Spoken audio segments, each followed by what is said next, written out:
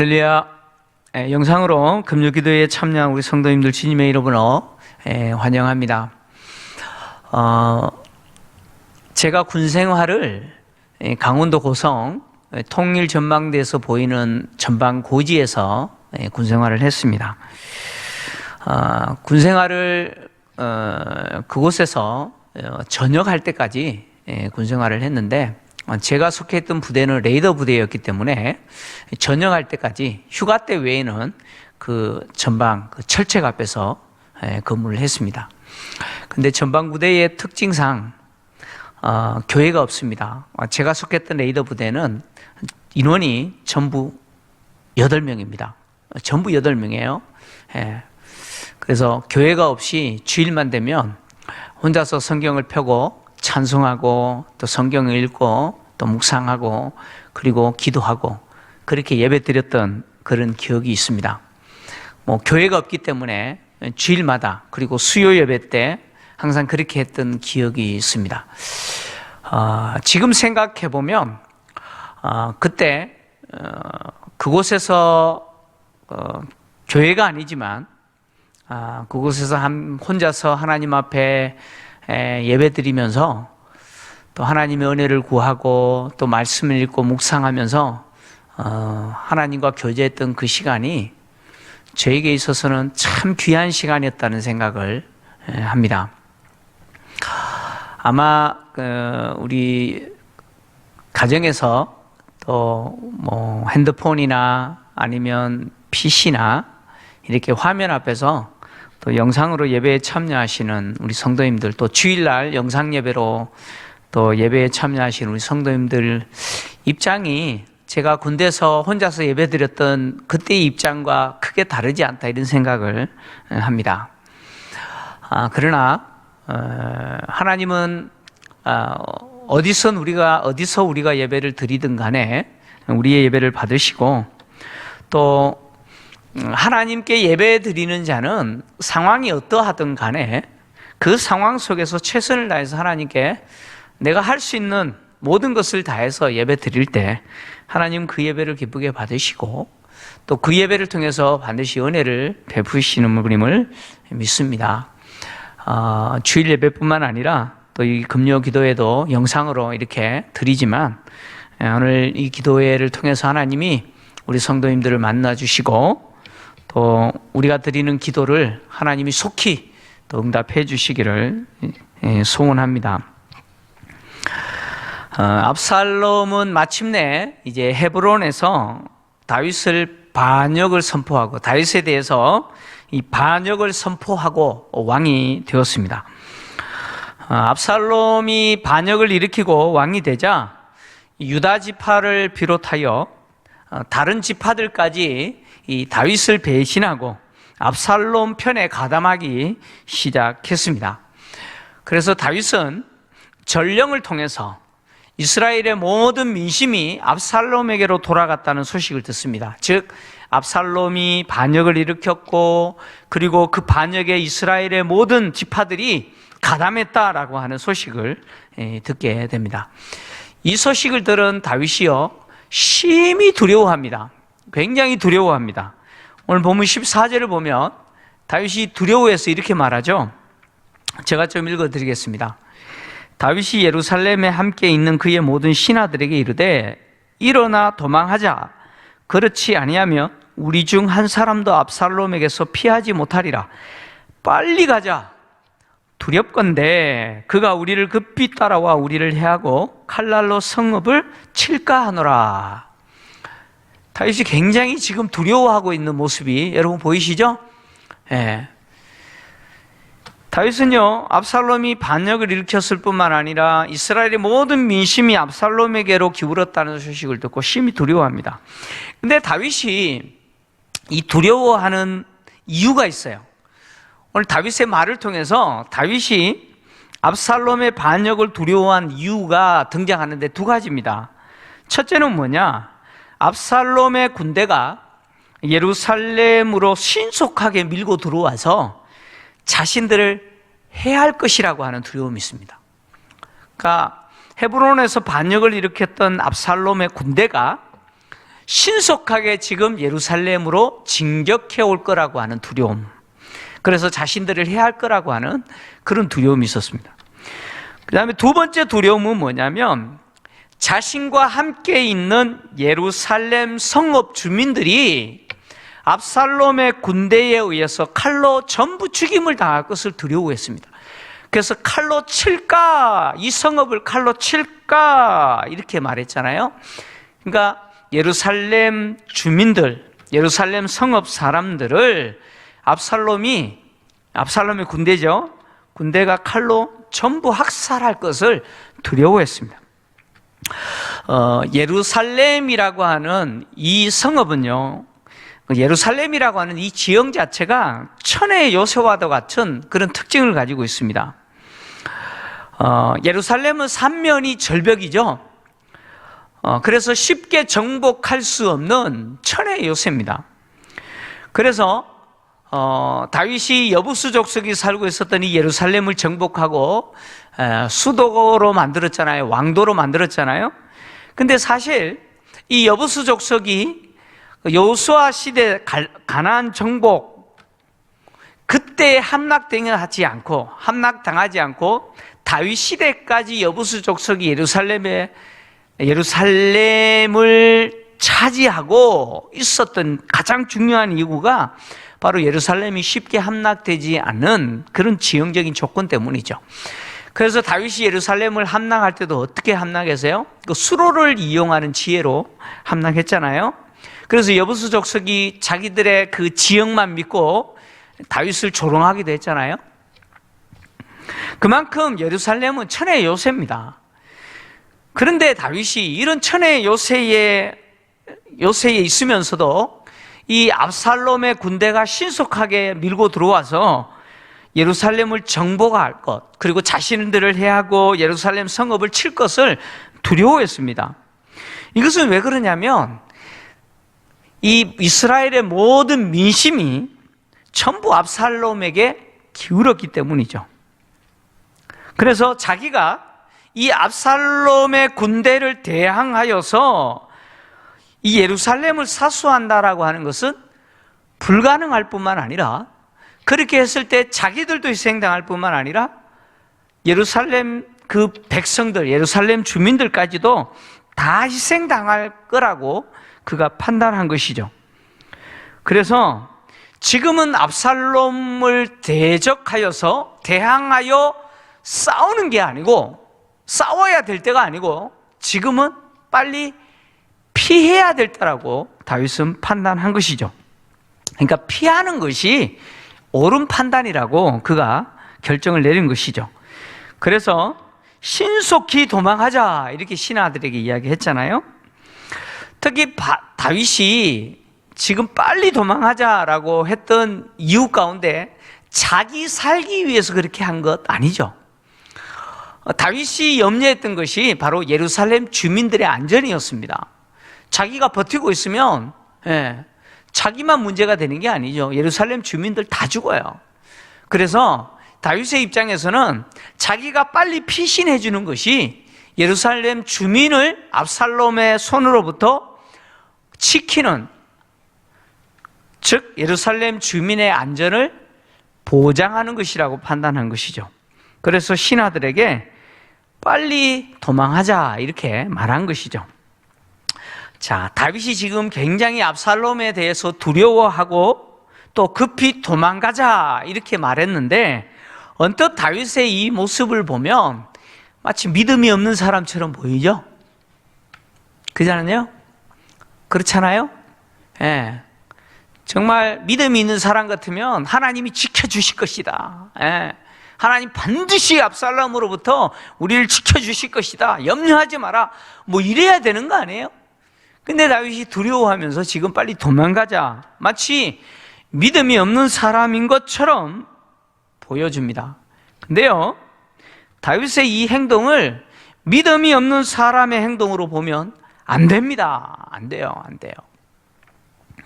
앞으로 다윗이 여러 모습들을 보여줄 건데, 다윗이 이 도피를 하는데요, 도피하는 과정 속에서 그가 얼마나 하나님을 신뢰하고 있는지 아주 생생하게 보여줄 겁니다. 그러니까 다윗이 지금 예루살렘에서 빨리 피하자고 하는 것은 믿음 없는 행동이 아니에요. 예? 다윗이 믿음이 없어서 사울을 피해서 도망 다녔습니까? 아니잖아요. 그리스도인들은 하나님이 무엇을 원하시는지 지혜를 가져야 돼요. 피해야 될 때는 피해야 되는 거예요. 예? 뭐 버틴다고 그것이 믿음이 아니에요. 예? 피해야 될 환경이면 피하는 거예요. 다윗이 급히 도망하자라고 했을 때 신하들이 다윗의 결정에 동의를 합니다. 동의를 해요. 다윗의 신하들은 다윗의 결정에 동의할 뿐만 아니라 지금 이 상황이 압살롬이 반역을 일으켰잖아요. 그러니까 예루살렘에 있는 다윗의 신하들의 입장에서는 자신들도 고민해야 되잖아요. 압살롬 편에 설 건지 다윗 편에 설 건지 자기네들도 결정해야 되잖아요. 근데 이 신하들은 누구 편에 선다고 선언하느냐? 우리가 다윗 편에 서겠다고 선언합니다. 그래서 우리가 다윗의 종이라고 선언하죠. 다윗을 자신들의 왕이라고 선언하고, 우리는 압살롬이 우리의 왕이 아니라 다윗 당신이 우리의 왕입니다 선언하면서, 우리가 당신이 무엇을 하든지 어떻게 결정하든지 우리는 당신을 따르겠습니다 이렇게 선언하죠. 우리는 당신을 지지한다, 그런 이야기죠. 이렇게 예루살렘에 있던 다윗의 신하들은 다윗을 지지하고 다윗의 결정을 따라서 같이 피할 것을 결정합니다. 이렇게 예루살렘에서 도피하게 된 다윗은요, 자신의 가족들을 모두 데리고 이제 갑니다. 그의 가족을 다 따르게 하니라고 하는 이 말은 다윗의 가문 사람만 다 데리고 갔다, 그런 이야기가 아니죠. 이 말 속에는 다윗을 따르는 신하들의 모든 가족들, 신하들의 가문까지 다 이 피날 행렬에 동참하게 했다, 그런 뜻입니다. 근데 이렇게 다 피하는데 다윗이 아주 이상한 결정을 하죠. 이해가 안 되는 결정을 합니다. 그게 뭐냐면 10명의 후궁을 궁에 남겨놓는 거예요. 궁에 남겨두고 궁을 지키게 합니다. 이 일은요, 훗날 압살롬이 예루살렘 궁으로 입성한 이후에 아히도벨의 모략에 따라서 압살롬이 다윗의 후궁을 취합니다. 백주의 관계를 맺게 되죠. 그래서 나단 선지자가 예고한 대로 하나님이 다윗의 아내들을 백주의 내 이웃에게 주겠다라고 했던 말씀이 성취되는 계기가 됩니다. 고대 근동 지방에 내려오고 있는 한 가지 문화가 뭐냐면, 후임 왕이 전임 왕의 아내를 취하는 거예요. 그래서 전임 왕의 아내를 취한 그 후임 왕은 전임 왕의 뒤를 이은 정통성 있는 왕이라고 하는 것을 만천하에 드러내는 방식으로서 전임 왕의 아내를 취하는 것이죠. 근데 아히도벨이 이제 압살롬에게 그것을 제안하잖아요. 그러니까 압살롬이 남겨진 후궁 10명을 백주의 자기의 아내로 취해버려요. 그럼 관계 맺는 거죠. 이것은 자기가 비록 다윗에게 반역을 행했지만, 반역하여 왕이 되었지만, 자기가 다윗을 이은 정통성 있는 왕이라는 것을 만천하에 선포하는 거예요. 그래서 그렇게 한 것이죠. 근데 우리는 이런 생각을 합니다. 다윗은 압살롬이 이제 예루살렘으로 들어오게 되면 자기가 남겨놓은 후궁들을 그렇게 하지 않을까? 왜 다윗은 굳이 후궁을 데려가지 않고 궁에 남게 하여 이 일을 하게 만들었을까? 이 빌미를 제공했을까? 이런 생각 하잖아요. 왜 다윗은 후궁 10명을 굳이 궁에 남겨두었을까? 이런 질문이 생겨요. 다윗은 자신의 아들이 자신의 부인들인 후궁들과 관계를 맺을 거라고는 전혀 생각하지 않았을 수도 있습니다. 왜냐하면 자, 압살롬이 암논을 죽인 이유가 뭐였습니까? 자기 여동생을 성폭행한 거잖아요. 근친상간한 거예요. 그래서 그것에 대한 분노로, 증오로 암논을 죽인 거잖아요. 그런 압살롬이 설마 비록 반역을 일으켰다고 할지라도 아버지의 아내를 취하는 근친상간, 특히 율법이 금하고 있는 그 행위를 할 거라고 다윗은 생각하지 못했을 수도 있습니다.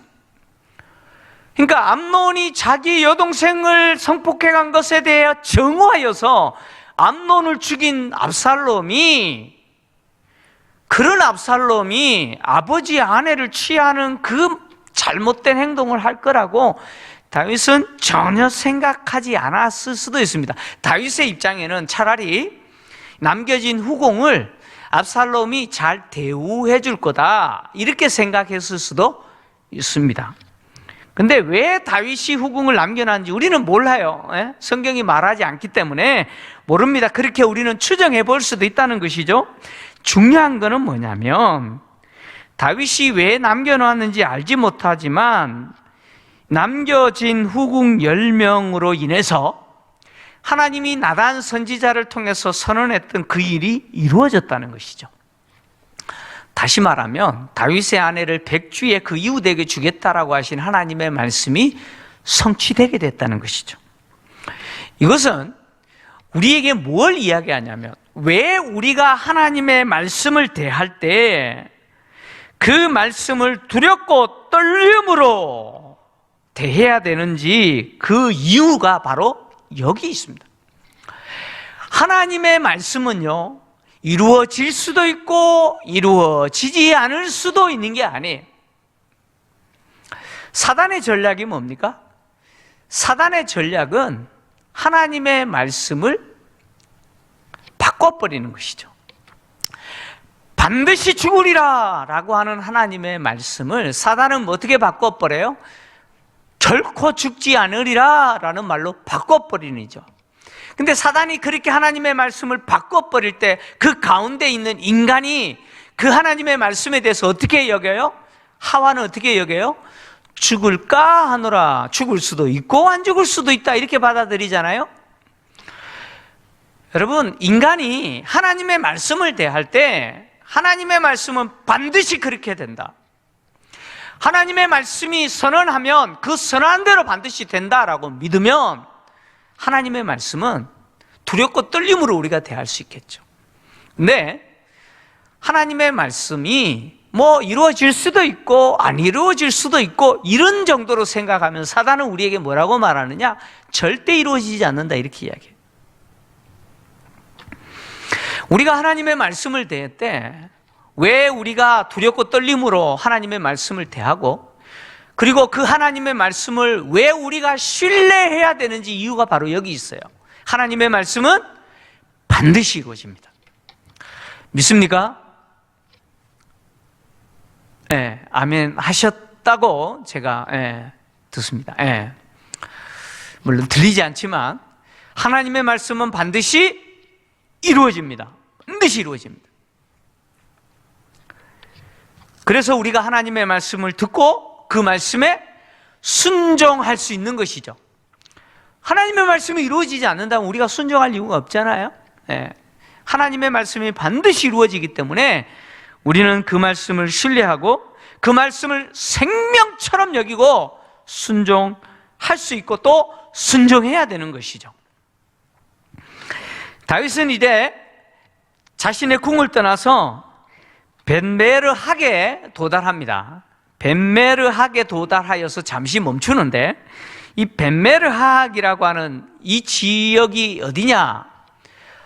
이 벳메르학이라고 하는 이 단어의 문자적인 뜻은 뭐냐면 먼 집 또는 끝집, 그런 뜻입니다. 그래서 학자들은 이 벳메르학은 다윗 궁의, 즉 예루살렘 그 성읍의 마지막 집이다, 이렇게 생각합니다. 그래서 이 집을 지나면 이제 기드론 시내를 건너서 감람산이죠. 예, 감람산으로 이제 건너가게 됩니다. 이 벤메르학가 예루살렘 성읍의 그 마지막 집에 다윗이 도착했을 때 다윗은 그곳에 멈추어 서서 뭘 하느냐?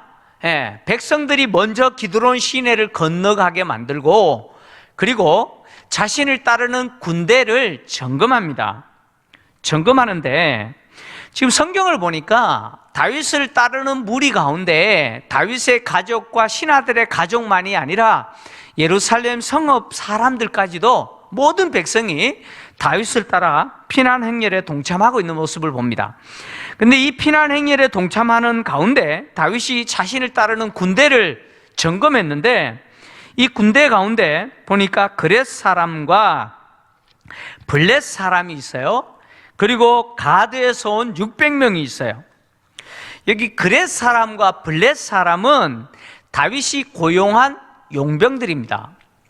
특히 이 용병들을 누가 거느리도록 했느냐면 브나야가 거느리도록 하여서, 그러니까 브나야가 이 용병들을 지휘하도록, 그래서 이 그렛 사람과 그리고 블렛 사람들을 브나야가 통솔하도록 하여서 다윗을 호위하는 역할을 하게 합니다.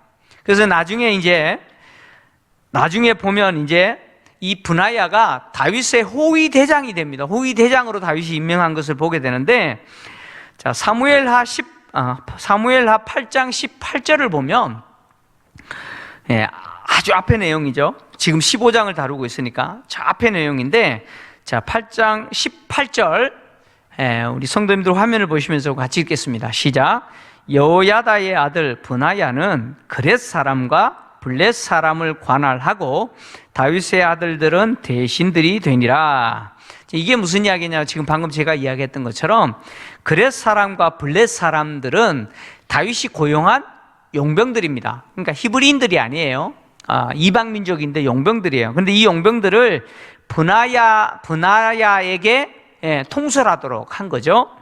근데 이 그렛 사람들은 어떤 사람들이냐면, 학자들에 의하면 성경에 보면 그레데라고 하는 섬이 나오잖아요. 오늘 크레타라고 하는 섬입니다. 크레타 섬 사람으로 알려져 있습니다. 그러니까 해양 민족이죠. 그렛 사람은 그레데 사람으로 알려져 있고, 이 사람들이 블레셋 지형 아래쪽, 즉 이스라엘 남쪽 네겝의 지역에서 거주하여 살고 있었다고 알려져 있습니다. 이 사람들을 다윗이 용병으로 고용한 거예요. 그 다음에 또 블렛 사람들이 등장하는데, 이 블렛 사람은 원래 블레셋 사람들입니다. 블레셋 사람들을 다윗이 고용을 한 거죠. 용병으로 고용했는데, 어쨌든 그렛 사람도 그렇고 블레셋 사람도 그렇고 다 해양 민족들입니다. 이 민족들을 다윗이 용병으로 고용하여서 자신을 호위하는 호위병으로, 호위군대로 삼아서 브나야로 하여금 통솔하도록 그렇게 한 거죠. 그리고 나서 다윗이 또 다른 600명을 보게 되는데, 가드에서 온 600명이라고 이야기합니다. 우리 개역 개정은 조금 우리가 이해하기 힘들게 번역되어 있는데, 실제로 이 600명은 누구냐? 바로 뒤에 등장하는 가드 사람 이때가 데려온 600명으로 알려져 있습니다. 학자들은 이때가 데려온 600명이라고 말을 합니다. 자, 이 600명, 가드 사람 이때가 데려온 600명인데요. 근데 다윗이 이때에게, 가드 사람 이때에게 뭐라고 이야기하느냐? 돌아가라, 이렇게 이야기합니다. 돌아가라, 이렇게 이야기해요. 가드는 블레셋 5대 도시 가운데 한 도시지 않습니까? 특히 가드가 유명한 것은 다윗이 죽인 골리앗의 고향이지 않습니까? 골리앗이 가드 사람입니다. 그리고 다윗이 사울 왕을 피해서 도망할 때 2번이나 어디에 피했어요? 가드 왕 아기스에게 도망갔잖아요. 바로 그 가드입니다. 근데 이 가드가 이제 블레셋 지역인데 다윗이 나중에 왕이 되어서 블레셋을 정복하잖아요. 그래서 블레셋까지 이제 이스라엘이 통치하게 되는데 이 가드에서 600명을 데리고 이때가 온 거예요. 누구를 도우려고? 다윗을 도우려고 온 거예요. 그런데 다윗이 이때에게 돌아가라는 거예요. 돌아가라는 겁니다. 자신을 돕지 말고 돌아가래요. 다윗이 이때에게 돌아가라고 한 이유는 두 가지죠. 이때가 쫓겨난 나그네이기 때문이다, 이렇게 이야기합니다. 쫓겨난 나그네. 나그네라고 하는 말은 낯선이라는 뜻이죠. 그래서 이 단어는 히브리인이 아니라 이방인이다, 즉 외국인이다, 그런 뜻이죠. 그러니까 이때라고 하는 사람, 그리고 이 이때가 들어온 600명은 히브리인이 아니에요. 이스라엘 백성이 아니에요. 블레셋 사람들입니다. 가드 사람들이에요. 그리고 여기 쫓겨난이라고 이야기합니다. 쫓겨난 나그네다. 이 쫓겨났다라고 하는 의미는 뭐냐면 이때라고 하는 이 사람이 이 가드에서 쫓겨난 자라는 거죠. 그러니까 정치적인 이유, 종교적인 또는 법적인 이유에 의해서 쫓겨났다는 거죠. 어떤 이유인지는 모르겠지만 어쨌든 정치적으로 법적으로 가드에서는 살 수 없는, 그래서 쫓겨난 자가 이때인데, 그래서 이때가 이스라엘 땅에 들어와서 정처 없이 떠돌아다니는 유랑생활하는 나그네였다는 거예요. 그가 한 600명을 데리고 이스라엘 땅에 들어와서 나그네로 살았다는 것이죠. 어떻게 보면 다윗의 입장에서 이제 압살롬의 반역 때문에 예루살렘 자신의 궁을 떠나서 이제 광야로 들어갈 겁니다. 광야에서 다시 떠돌이 생활을 하게 된 이 처량한 자신의 입장에서 이때를 보니까 이때도 지금까지 뭐예요? 처량하게 떠돌아다니는 나그네입니다. 근데 이렇게 떠돌아다니는 나그네가 자기를 돕겠다고 온 거예요. 그래서 다윗이 돌아가라는 것이죠. 돌아가라면서 다윗이 한 말이 뭐예요?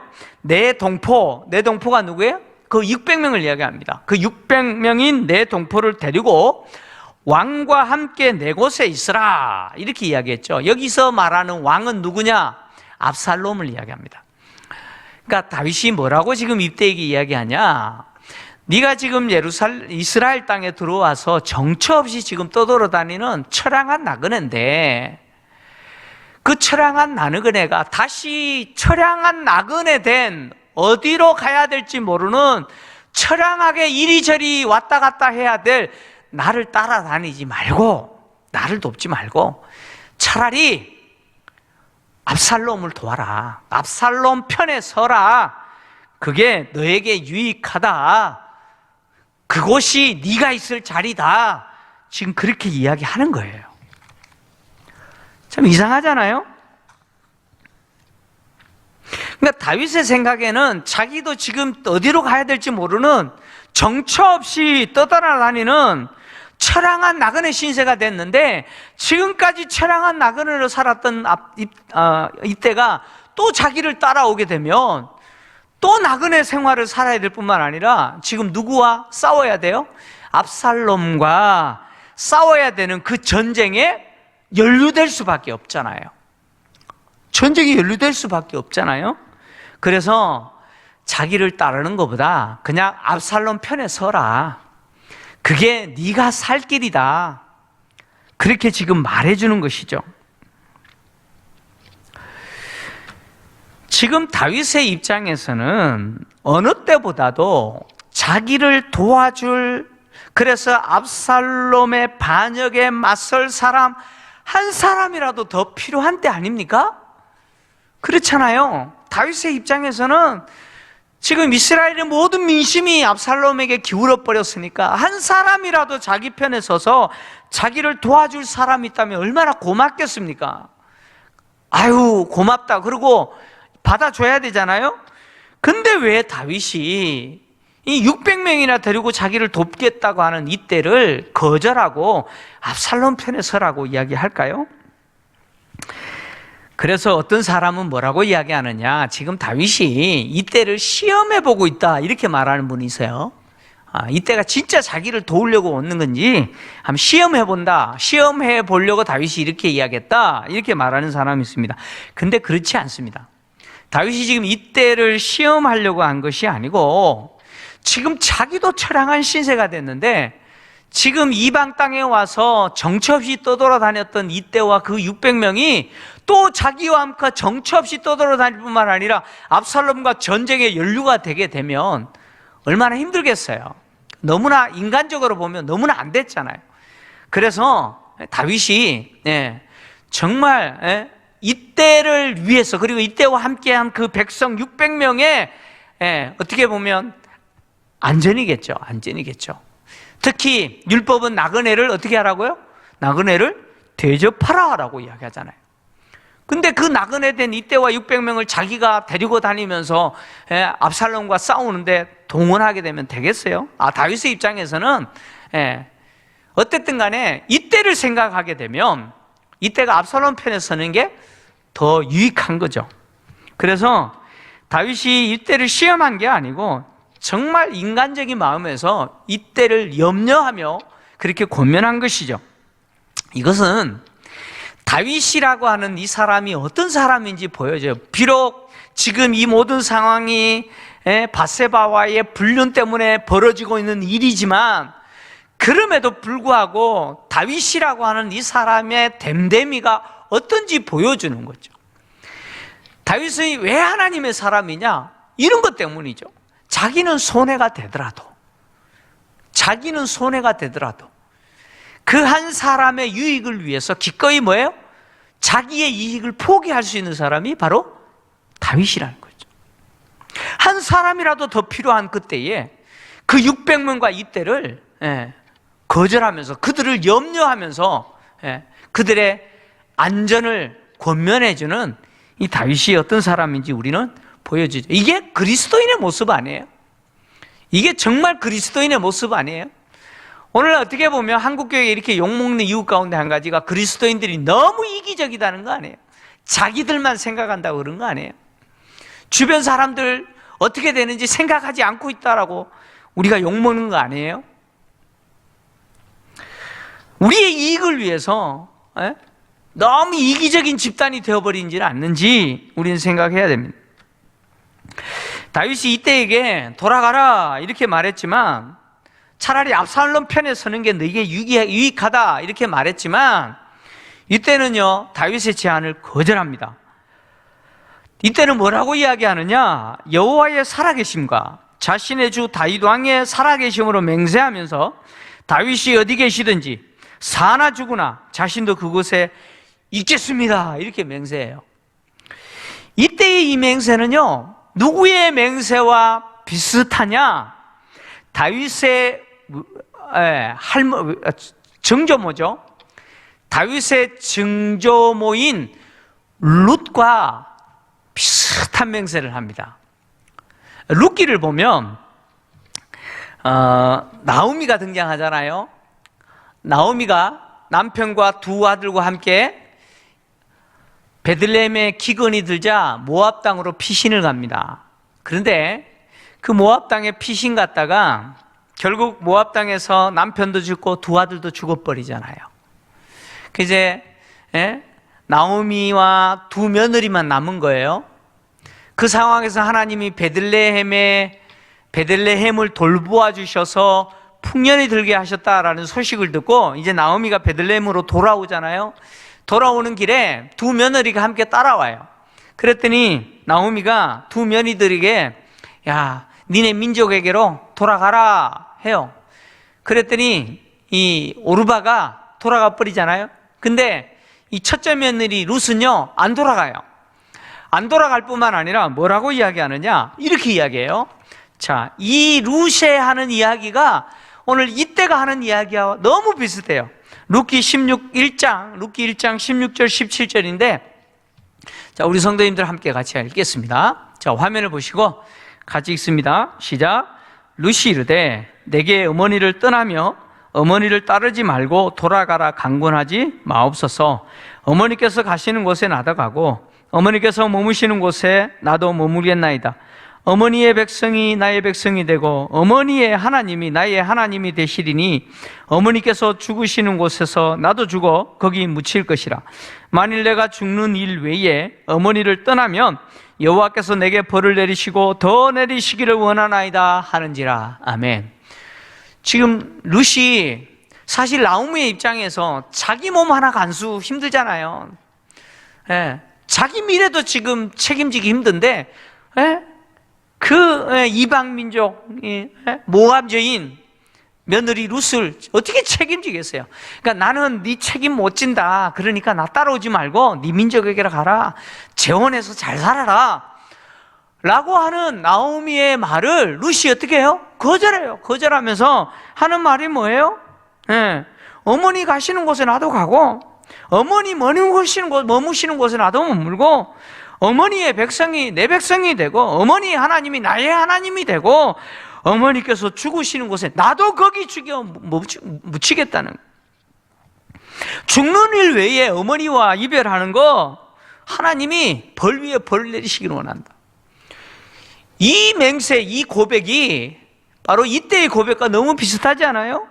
여호와의 살아계심과 내 주 왕의 살아계심을 두고 맹세하노니 왕이 어디 가시든지 나도 가고 죽으나 살아 내가 왕과 함께 있겠다. 바로 룻의 고백이잖아요.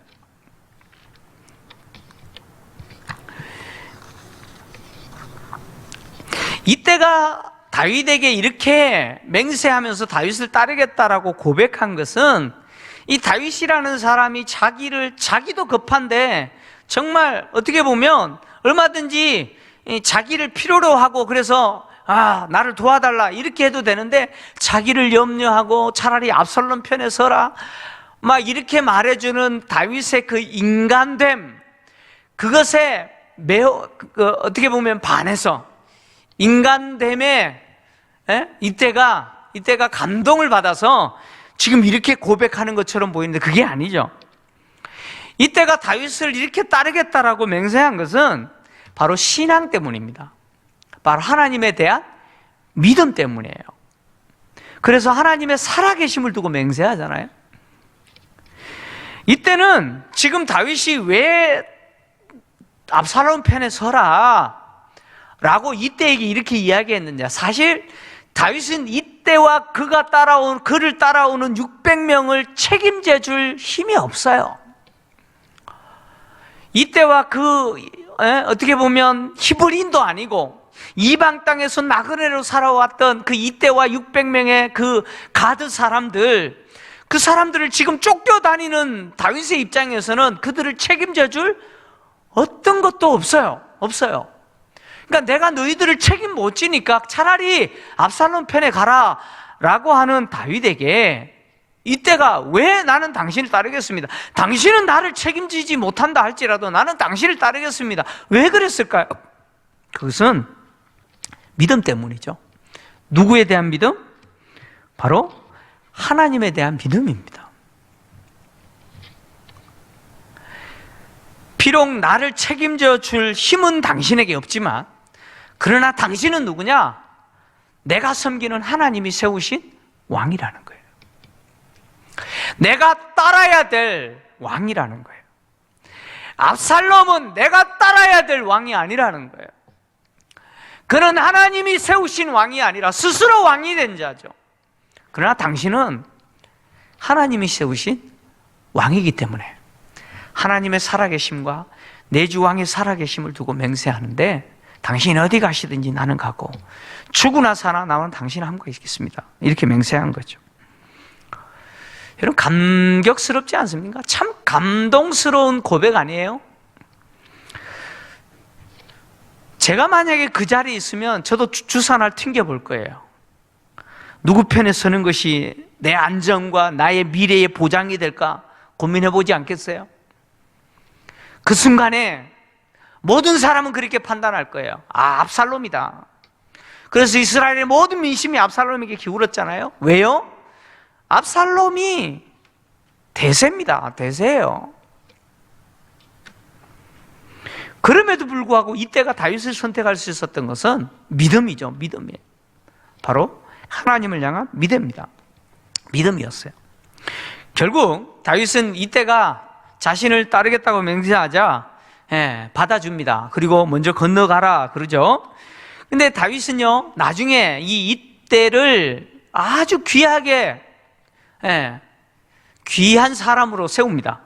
다시 말하면 압살롬과 싸움에 있어서 이때는요, 매우 중요한 역할을 하는 사람이 됩니다. 특히 압살롬과 싸울 때 3명의 장수, 다윗의 군대를 3부분으로 나누어요. 그러니까 다윗의 군대를 셋으로 분류하고 그 셋으로 분류한 군대를 통솔할 장군 3명을 임명하는데 그 중에 한 명이 이때를 임명합니다. 사무엘하 18장 2절 그리고 5절입니다.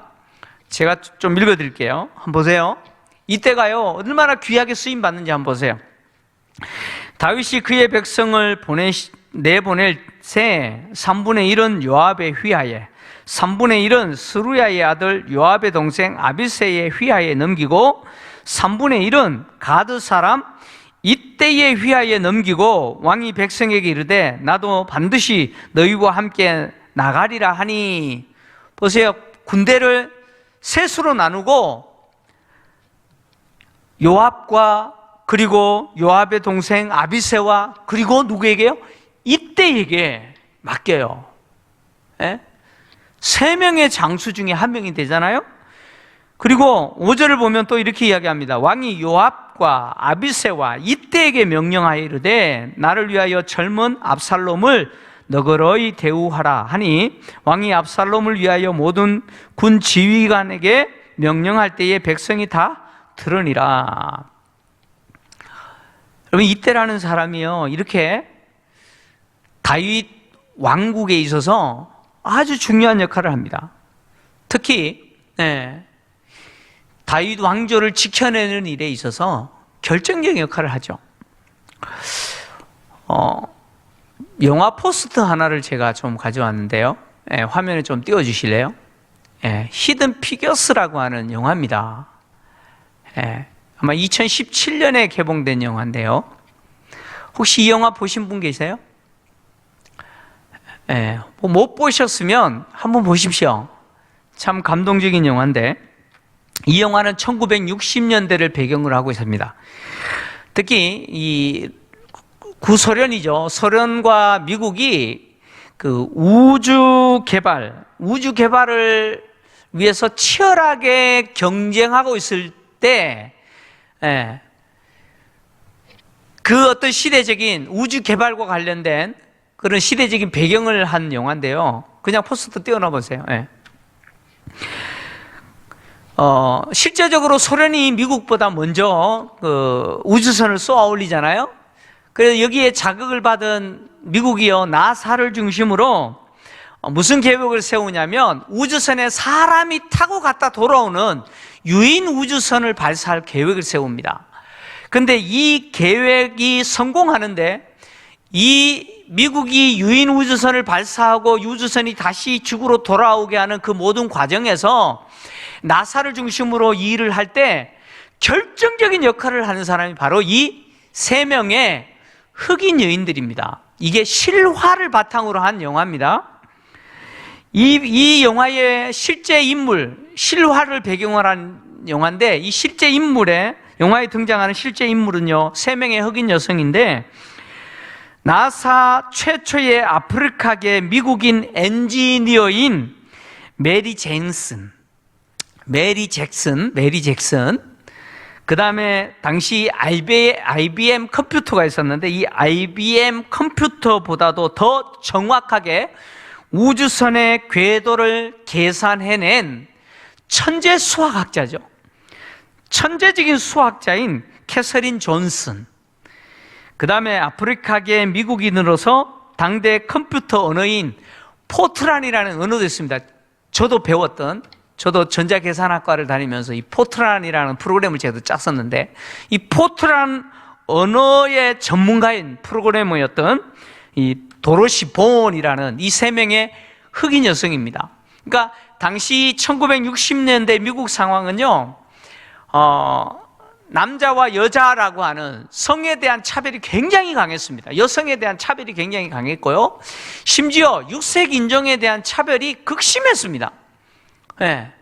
그런 어떻게 보면 인종차별과 성적인 차별, 네. 여성에 대한 차별이 극심한 그때에 이 세 명의 여성이요, 네. 미국의 유인 우주선 발사에 성공적인 역할을 하는데 결정적인 역할을 하는 사람이죠. 이제 영화 이거 나중에 한번 여러분 한번 보십시오. 제가 지금 이 영화 열심히 지금 침을 튀기면서 설명을 했는데 이 영화 설명하려는 게 아니에요. 제가 지금 히든 피겨스, 이 피겨스라는 말은 인물이죠. 히든, 숨은 인물이라는 뜻인데, 예. 이 영화에 등장하는 인물을 이야기하고 싶은 게 아니고 이렇게 숨은 인물, 숨은 인재들, 숨은 영웅들, 예. 이런 영웅이 바로 이 본문에 등장하는 이때와 같은 사람이라는 거죠. 이때는 이제까지 등장한 적도 없는 사람이죠. 예. 이때라는 사람은요, 유대인도 아니죠. 히브리인 아닙니다. 예, 블레셋 사람이에요. 가드 사람입니다. 이방민족입니다. 외국인이에요. 그리고 이스라엘 땅에 그가 뭐 부유한 사람도 아니고요. 뭐 정착하여 또 어떤 예, 나름대로 삶의 기반을 이룬 사람도 아니에요. 그는 정처 없이 떠돌아다니는 나그네였습니다. 유랑하는 사람이죠. 발 붙일 곳 없는 처량한 사람입니다. 그럼에도 불구하고 그가 오늘 숨은 인물로서 다윗을 돕는 일에 결정적인 역할을 하는 사람이 되었습니다. 한번 생각해 보세요. 앞에서 보았던 것처럼 압살롬의 반역과 이스라엘의 모든 민심이 압살롬에게 기울었다는 소식을 듣고 다윗이 얼마나 두려워했습니까? 얼마나 절망했습니까? 다음 시간에 시편에 등장하는 다윗의 그 절망적인 이야기들을 좀 살펴볼 건데요.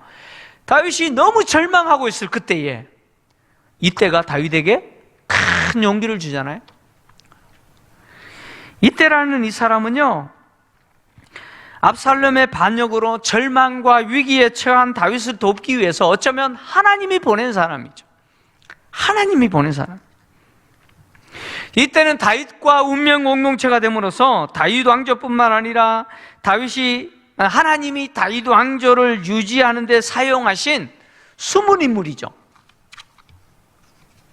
히든 피규어죠. 지금 한국 교회에 필요한 사람이 바로 이때와 같은 이런 사람들이죠. 어느 때보다도 교회가 어려움에 처해 있고 세상이 교회를 향하여 참 무자비하게 공경하는 때 아닙니까? 이때에 참 낙심하고 좌절하는 교회와 성도들을 위로하고 주님을 위해서 자신을 드리겠다라고 결단하고 믿음으로 행하는 믿음의 사람들, 지금 이때 필요한 거죠.